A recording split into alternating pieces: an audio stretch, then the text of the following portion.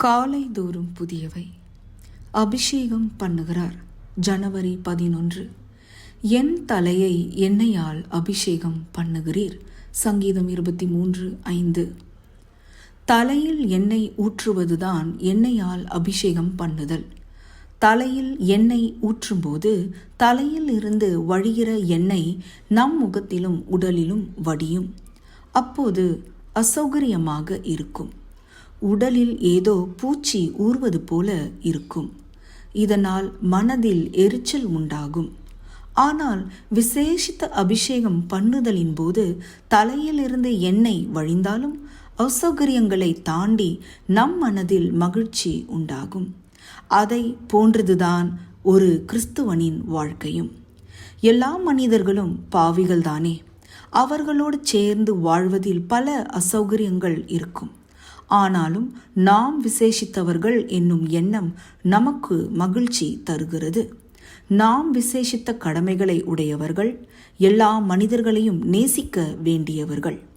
அபிஷேகம் பண்ணுதல் என்பது தேவன் நமக்கு பரிசுத்த ஆவியானவரை தருவது ஆகும். பந்தியில் பகைவரோடு உட்கார்ந்து ஒப்புரவாகுகிற நிகழ்ச்சியோடு இதை தொடர்பு படுத்தி பாருங்கள். பரிசுத்த ஆவியினாலே தேவ அன்பு நம்முடைய இருதயங்களில் ஊற்றப்படுகிறது என்று ரோமர் 5:5 கூறுகிறது. இதனால்தான் இந்த ஒப்புரவு நிகழ்கிறது. சமாதானமாக வேண்டும் என்கிற எண்ணத்தோடு நாம் பந்தியில் உட்காரும்போது ஆவியானவர் நம்மில் தேவ அன்பை ஊற்றுவதால் நாம் ஒருவரை ஒருவர் மன்னிக்கிறோம், ஒப்புரவாகுகிறோம். அபிஷேகம் பண்ணு என்பதற்கான எபிரேய வார்த்தையாகிய டாஷேன் என்பதின் அர்த்தத்தையும் நாம் கவனிக்க வேண்டும்.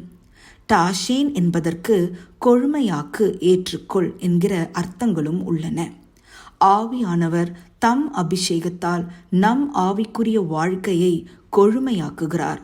அப்போது நாம் தேவனுக்காக செய்கிற எல்லா செயல்களையும் அவர் பிரியத்தோடு ஏற்றுக்கொள்கிறார். இதை சங்கீதம் 20:1-3 சொல்கிறது.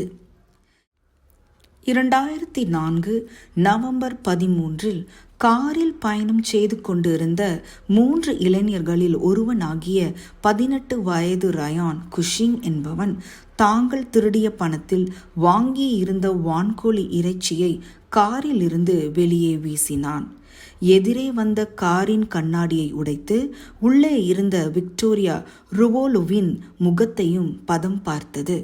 முகத்தின் எலும்புகள் நொறுங்கிவிட்டன. ரயான் கைது செய்யப்பட்டான். விசாரணை நடந்தது. விசாரணை முடிவில் ரயானுக்கு 25 ஆண்டு தண்டனை கிடைக்க இருந்தது. ஆனால் ரயானை தான் மன்னித்து விட்டதாகவும் அவனுக்கு குறைந்த தண்டனை கொடுக்க வேண்டும் என்றும் விக்டோரியா வேண்டிக் கொண்டதால் 6 மாத தண்டனை கொடுக்கப்பட்டது. அபிஷேகம் இல்லாமல் இப்படிப்பட்ட மன்னிப்பை கொடுக்க முடியாது. ஜெபம். இரக்கமும் கிருபையும் மன்னிப்பும் உள்ள தேவனே, பந்தியில் உள்ள எதிரியுடன் ஒப்புரவாகிற அபிஷேகத்தை தாரும். ஆமேன்.